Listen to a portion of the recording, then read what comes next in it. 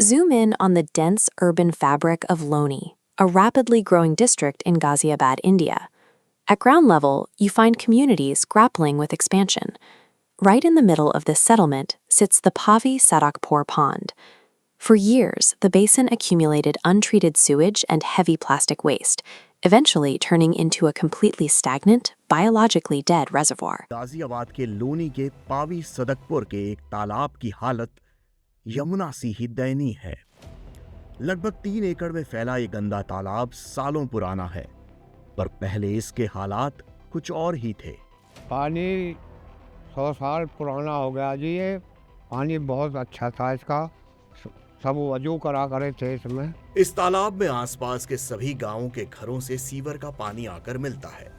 सालों से ये सिलसिला चला आ रहा है, जिससे इसकी हालत अब बहुत खराब हो गई है और इसका असर आसपास के जनजीवन पर पड़ने लगा है। तो वहाँ पर अब से 2 महीने पहले, तकरीबन 2 महीने के बाद गाय का बछड़ा फंसा तो निकला ही नहीं, यही गाय फंस गया। हाँ, लोग वागों ने कोशिश करी निकालने की, पर नहीं निकला। इस तालाब का जहरीला पानी अब लोगों के यहाँ से पलायन का कारण भी बनने लगा है। पानी जी कुछ इधर आ जा, कुछ उनका कॉलोनी में चला जा, कॉलोनी वाले बेचारे बेकार हो जावे, अपने घर छोड़ छोड़ कर भागा, कहीं दिल्ली में किराए पे रह रहे हैं। Demand fell to 180, and dissolved oxygen climbed to 7.0 milligrams per liter. These metrics meet strict Central Pollution Control Board Class 2 standards. The real-world consequence of that data is immediately visible. The water is now completely safe for direct contact, drawing local children back in to swim and providing a clean watering hole for livestock.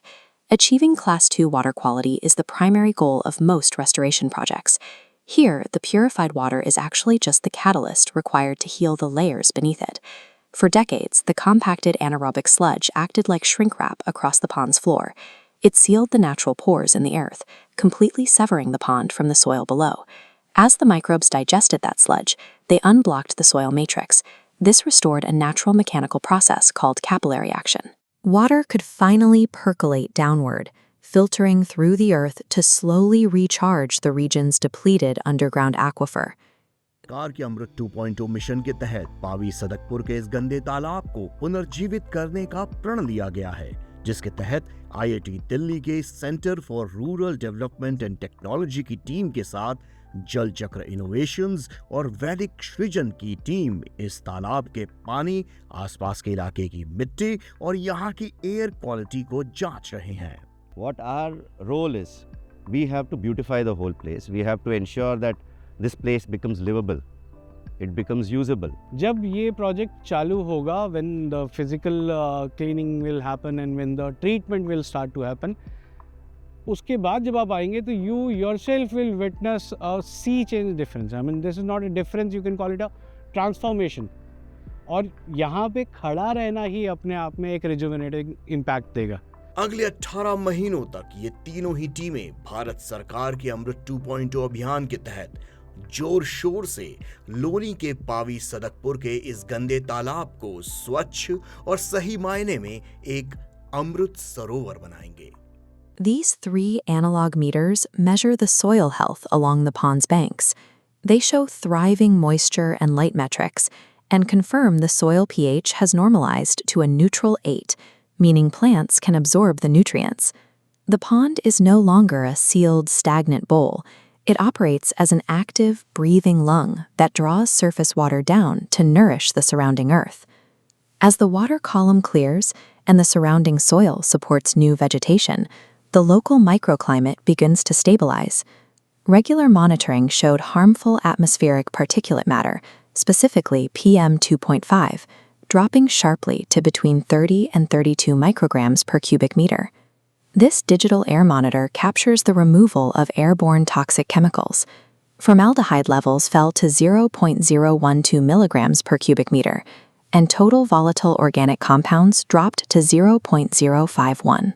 By curing the stagnant water and unblocking the soil beneath it, the biological treatment successfully scrubbed the air the entire community breathes. With a recharged groundwater aquifer and a balanced soil pH, surrounding farms experienced an immediate return of agricultural fertility and higher crop yields.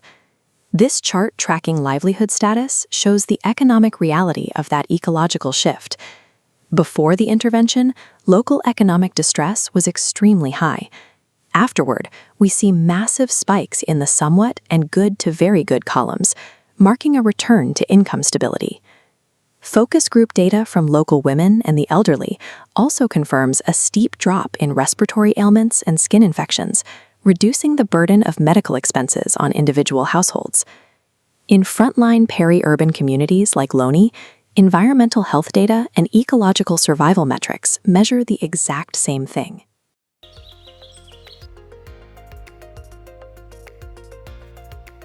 जिला गाजियाबाद बहुत बढ़िया काम हुआ है, पानी भी बदल गया। बिल्कुल सारा कचरा हट गया, अब सिर्फ पानी और पानी दिखता है, कचरा नहीं दिखता। आप देख सकते हैं पानी में मेजर चेंज आया कलर में, क्योंकि इतना खच्चर एरिया था, इतना गंद एरिया था कि आप पूछ नहीं सकते। अगर आपने शुरू में आके देखते तो आप ये कहते कि यहाँ जगह बैठने लायक ही नहीं है। और आज इतना अच्छा हो चुका है, जो ये प्रयास करा गया, मेहनत करी गई है। भारत सरकार के अमृत 2.0 मिशन के अमृत सरोवर प्रोजेक्ट के अंतर्गत सरकार देश भर में उपेक्षित पड़े ऐसे कई तालाबों को जीवित करने की कोशिश कर रही है। इस कार्य के लिए लोनी की नगर पालिका परिषद ने टेंडर जारी किया, जिसके तहत यहां जल चक्र इनोवेशंस और उनके टेक्नोलॉजी पार्टनर वैदिक सृजन की टीम लोनी नगर पालिका परिषद के मार्गदर्शन में पावी सदकपुर के इस तालाब को पुनर्जीवित करने का अथक प्रयास कर रहे हैं। बहुत बढ़िया काम हुआ है, पानी भी बदल गया, कबाड़ भी सब निकलवा दिया, अब कोई दिक्कत नहीं है। अब लोगों का मन करता है यहाँ घूमने के लिए, सुबह शाम जो है टहलना शुरू कर दिया लोगों ने इस सफाई के कारण। Let's first start with the water colour. पहले ब्लैक था, अब ग्रीन है। ऐसा क्यों हुआ है? ब्लैक इस वजह से था क्योंकि जो भी वेस्ट आ रहा था वो सारा एक्यूमुलेट हो रहा था। Top surface was getting covered with plastic, और जो भी स्लज और स्मज था that was well with in their. जैसे आपने फिजिकल सफाई किया, जैसे मैंने आपको बताया, जो वाटर सरफेस का कांटेक्ट विद एयर है वो बढ़ा, तो जो टॉप लेयर है उसमें ऑक्सीजन लेवल बढ़ गया, राइट। उसकी वजह से जो सारा ब्लैक वाटर है, या तो वो वेस्ट के साथ बाहर निकल गया या फिर वो सेटल कर गया। तो सस्पेंडेड और डिजॉल्व सॉलिड कहाँ गया? नीचे सेटल कर गया, ऊपर ऑक्सीजन आ गया, तो ऊपर की लेयर क्लीन हो गई। ऊपर का जो ब्लैक कलर था वो चला गया, लेकिन ग्रीन कलर आ गया। अब ये ग्रीन क्यों आया? ग्रीन इसलिए आया बिकॉज ये जो टॉप सरफेस आपने जो क्लीन किया है वहाँ तक सनलाइट पेनिट्रेट कर रही है। अब सनलाइट की पेनिट्रेशन की वजह से वाटर जो है वो थोड़ा वार्म होगा। Warm water will create an apt environment for certain microbes to grow. जो एरोबिक माइक्रोब्स हैं वो ग्रो करेंगे, तो जब भी वो ग्रो करते हैं तो आपको एक ग्रीनिश कलर नज़र आता है।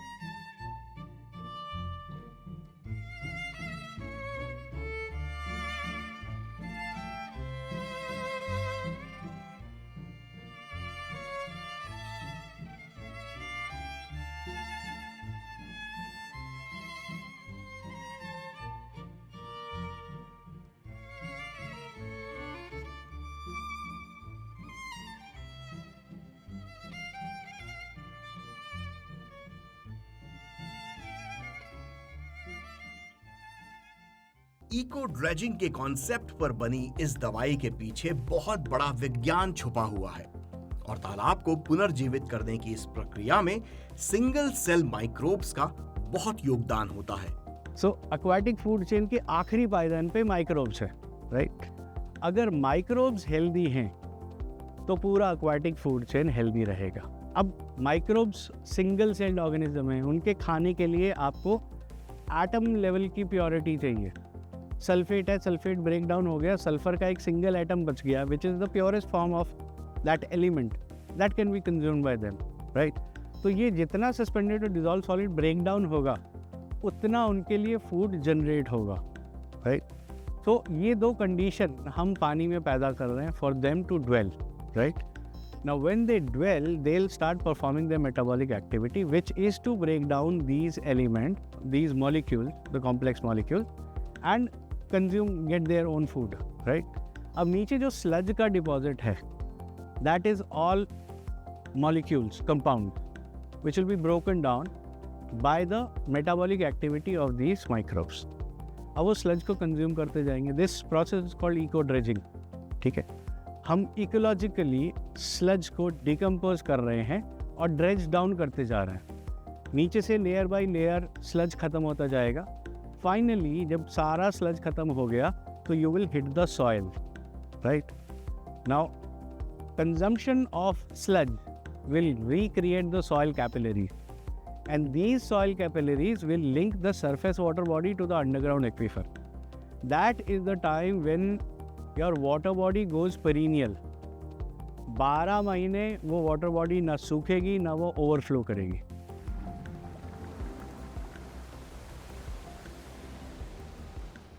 पावी सदकपुर के तालाब के एक किनारे पर बसी है गड्ढा कॉलोनी। अपने नाम के अनुरूप ही गड्ढा कॉलोनी में किसी गड्ढे की तरह पानी भर जाया करता था। छोटी मोटी बारिश में ही तालाब ओवरफ्लो कर जाता और गड्ढा कॉलोनी में जल भराव की स्थिति उत्पन्न हो जाती थी, जिसके कारण यहाँ के स्थानीय निवासी बहुत परेशान थे। लेकिन पावी सदकपुर का तालाब जैसे जैसे पुनर्जीवित हो रहा है, पास की गड्ढा कॉलोनी के हालात भी अब बदल रहे हैं। पानी बहुत आया। रात के टाइम हम रात बैठे हैं यहाँ 10-11 बजे लो, तो हमने देखा बारिश पड़ रही थी, बहुत ओवर पानी था और हमने आज पानी देखा तो बिल्कुल अब सुबह बिल्कुल नहीं, पानी सूख गया, सारा सूख गया पानी, सारा मान लो निशान था। अच्छा, वहाँ तक पानी था, निशान पानी था। अब सुबह तो पहले इतनी बारिश में क्या क्या समस्याएं आती थी यहाँ पे? इतनी बारिश पड़ गई तो पूरी कॉलोनी डूब जा गई। वो वाले जो पीछे वो चारों घर भी बाउंड्री गिर जा गई, छोड़ के चले जा गई, मतलब साथ घर छोड़ के चले जा गई। अच्छा, जोड़ टूटता था, इधर पानी भर जाता था, सबके घर में भी भरता था पानी। अच्छा, अभी जैसा परसों बारिश आई थी, इतनी बारिश में जोड़ टूट जाता था? टूट जाता था। इस बार टूटा? अभी नहीं टूटे। पानी बढ़ा है इसका? बढ़ा हुआ है पानी। तो पानी कम होता हुआ भी देखा था बारिश के बाद इसका? हमारा नहीं है, देखो कितना लकीर से नीचे चला गया, कितना पानी का चैनल बना हुआ था उससे। अच्छा, इतनी बारिश आई, पानी इकट्ठा हुआ, जोड़ नहीं टूटा, सारा पानी जोड़ पी गया। अभी बाहर अगर आप देख सकते हैं एरियल व्यू में, पीछे का साइड सब कुछ सूख चुका है, जो पानी से भरा हुआ रहता था, which was the overflow water from here. So आज गाँव वाले भी बहुत खुश है कि उनका ज़मीन जो पूरा डेकेड से पानी से भरा हुआ था, अभी सूख चुका है। डोजिंग के बाद पावी सदकपुर के इस तालाब के पानी में बदलाव अब महसूस किए जा सकते हैं। मच्छर और बदबू से निजात मिल रही है। साथ ही आसपास के गांव में रहने वाले लोग तो अब इस तालाब में कई ऐसे बदलाव महसूस कर रहे हैं जो आज से पहले यहाँ पहले कभी नहीं देखे गए। पानी की जिंदगी में लहर नहीं ली, लहर नहीं दिखी, तुम्हें सफा दिख रही थी, पहले कोई लहर ना थी। सर इतने हैं, दुनिया भर के शाम को आके बैठते हैं, ठीक है जी, ठंड में आते हैं, अब सुबह थे बहुत सारे, अब आप बैठे हैं, देखो। The Cownomics model proved that heavy mechanical infrastructure isn't the only way to manage urban waste. A chemical-free, zero-carbon biological methodology can effectively digest sludge and restore a dead ecosystem without requiring constant funding to operate. Globally, an estimated 80% of wastewater currently goes untreated. Decentralized, nature-based systems offer a highly scalable blueprint to address that massive backlog.